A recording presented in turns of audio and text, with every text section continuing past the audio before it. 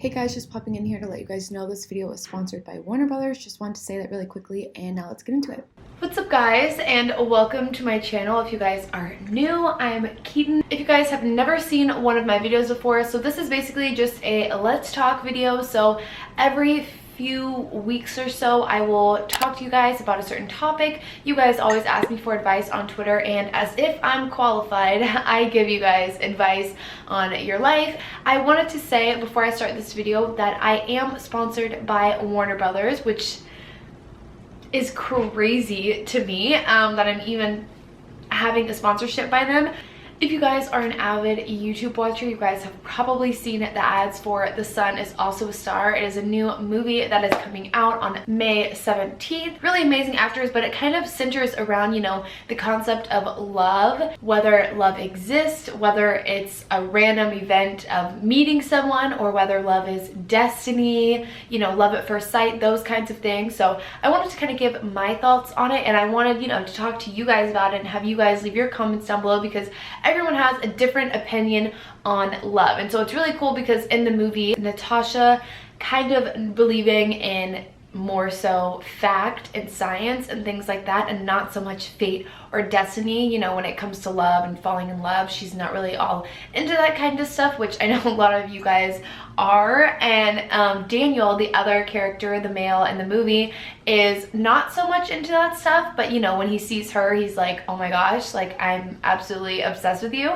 which everyone wants in their life. Everyone wants a Daniel. So it's really cool to kind of get to see the two different lives and the two different looks on love, especially in our generation, you know, millennials. I feel like I got a lot of questions, which I asked you guys on my Instagram, you know, ask me questions about love, and I got a lot of questions about, you know, do you believe that love is harder to find with our generation and things like that, just because we are, you know, a generation of millennials who have grown up with social media. And I think that things have become a little bit harder for us.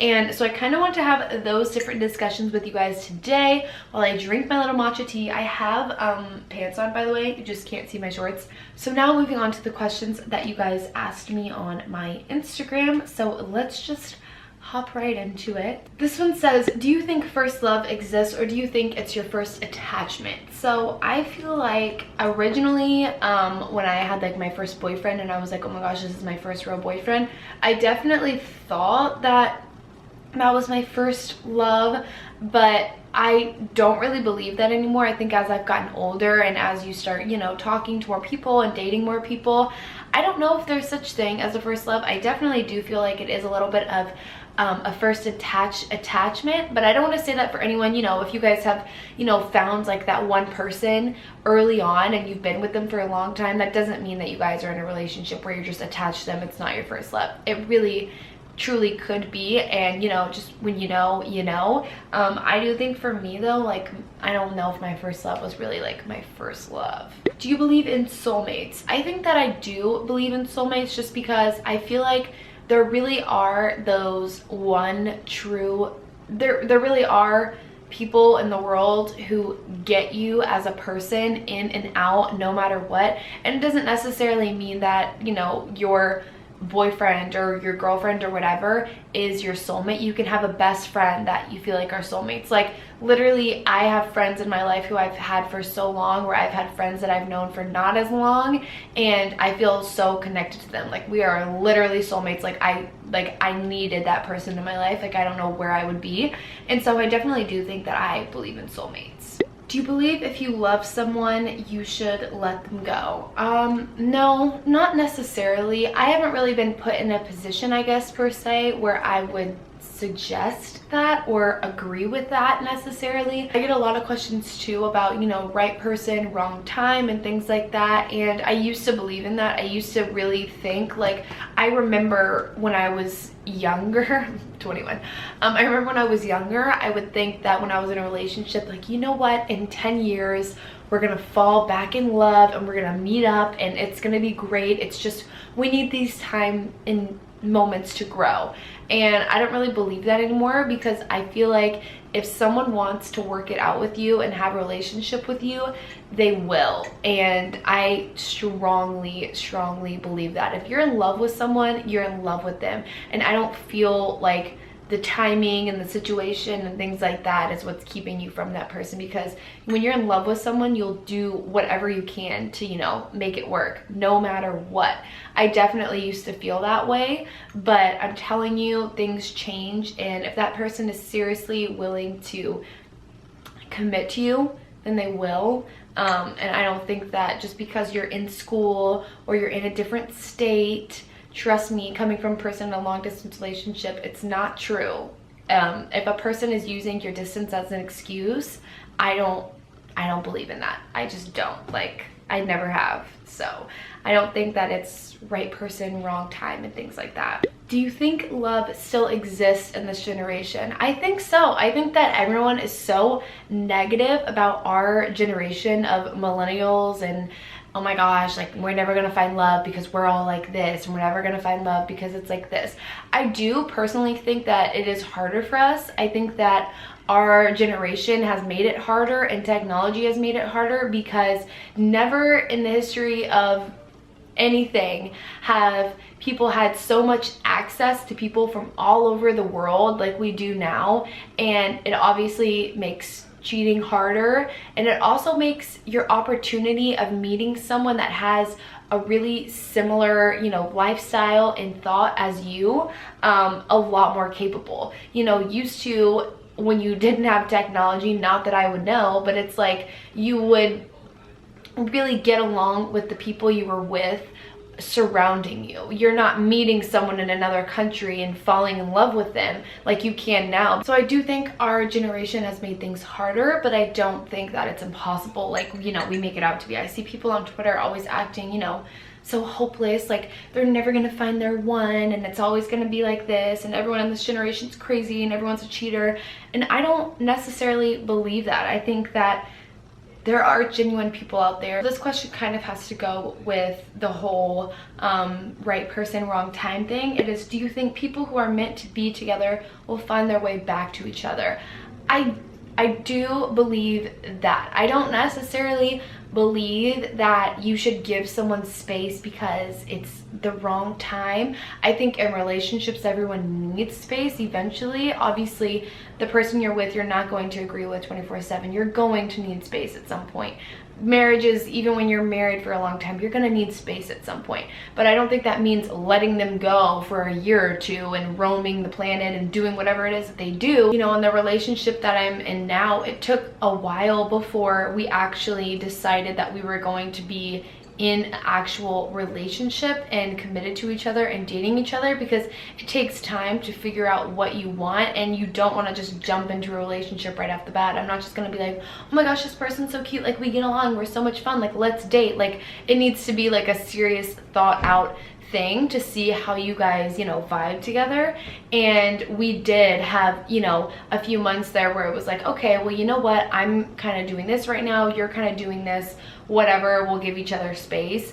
And it did not work. We could not give each other space, absolutely not. It literally would last like 2 weeks, and then we'd be like, hi, yeah, like that wasn't fun. So I definitely think that if you guys are meant to be, it's meant to be. How long is enough time before saying I love you? So this is one thing, I get a lot of questions from you guys being like, oh my gosh, like how do I know when I'm in love, and how do I know if it's too soon? Should I wait till after I meet their parents? Should I do this? I genuinely don't think it matters at all when you say I love you, as long as you somewhat feel like it's mutual. I just feel like you have to have that kind of mutual connection. It's kind of hard to tell, but I feel like you just feel it, and you're like, I feel like how I knew is like when I was around my boyfriend right now, is like when I was around him and we would be doing stuff, and I would like, or I would hang up the phone or something, I would be wanting to be like, oh, love you, okay, or like, oh, I love you, this, and I'd be like, wait, like why am I automatically throwing that out? Like, am I in love? Or like, so that was like kind of how I figured out, you know, like I think it's okay if I say it. I don't think it's that big of a deal. Love is love, and it's not an insult to say I love you to someone. You know, everyone's so nervous to say it. It's not an insult. You love that person, you care about them. It doesn't matter, you know, if you let them know. Obviously, if it's like a person you just met and you guys have been friends for a week and you don't want to show up at their house with flowers being like, I love you. but like, you get what I'm saying. The one thing about love that scares you, I think the one thing about love that scares you, and I think this is with, you know, anyone who gets into a relationship, I think the one thing with me is the person I'm with falling out of love with me. That really scares me, because it's not like, yes, I'm worried about cheating, everyone's worried about cheating, but not necessarily. If you're in the right relationship, you trust that person wholeheartedly, and you shouldn't be having those issues. You shouldn't be having those trust issues, because if you are, there's a reason for them. There's maybe something that they've done to make you not feel as trusted or as trustworthy of them. What scares me is having someone fall out of love with me. I think because I've been in the position to fall out of love with someone else, and I know how upsetting it was for me, because I felt so bad that I didn't love that person the way I initially did, and it hurts so bad because you know that you're going to hurt them. And so it's just like, it like literally pains me to think about someone I would be with falling out of love with me and looking at me differently than they always used to. I think that's the one thing that scares me the most. I mean, I guess aside from like pulling the Tristan Thompson, you know. Do you think love at first sight exists? I don't know if I think love at first sight exists. I think obsession at first sight exists. I think that definitely, if you guys have ever scrolled through Instagram or seen someone and been like, oh my god, like, we're in love, like, I'm in love with them, like, I see that. I don't necessarily know if I believe love at first sight exists, but I definitely feel like there are certain people that you meet in life. There are certain, you know, guys or girls that you're, you know, wanting to talk to, that you feel an automatic connection with. I don't know if it's love, but I definitely feel like, you know, it's kind of that like soulmate aspect. I feel like you just feel that with that person. I think that's for sure. Do you believe that you have to love yourself before you can love someone else? I 100% believe that.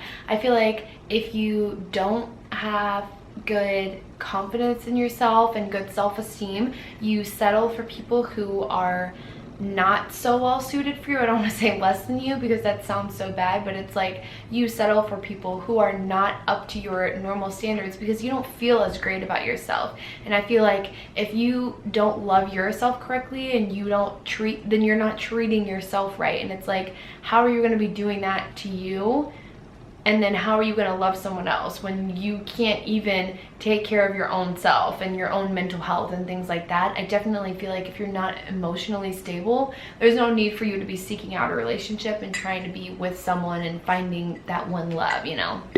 Do you believe in destiny or meeting randomly? So I used to say that I don't know. I have mixed feelings about this one, because sometimes I feel like God puts people in your life for the right reasons, and you know, they're that person for you. And I feel like meeting one person could unlock you to meet this other person that will bring you to this person. And I feel like that's definitely, you know, God's ultimate timing. And you know, he puts certain people in your life so you can meet other people, so you can grow and you can do this and, you know, eventually find the person you're supposed to be with. I do believe in that, but I also believe that God can put someone right in front of you that you are supposed to be with and that you can be with, and you can do all of the steps to make it fail. You know, it's like God's not just gonna give you your perfect ultimate husband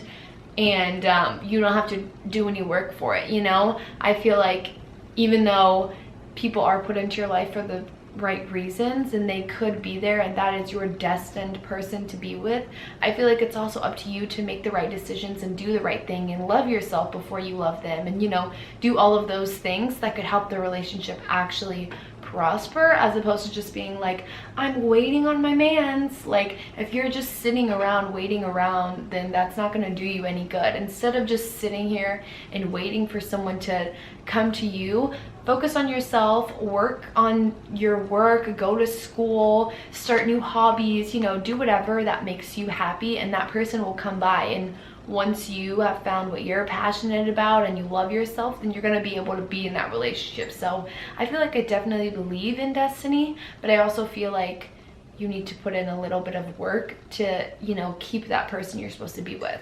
Alrighty guys, so I think that is it for today's Let's Talk video. So thank you guys so much for watching this week's video, and if you guys did like it, don't forget to give it a big thumbs up and subscribe.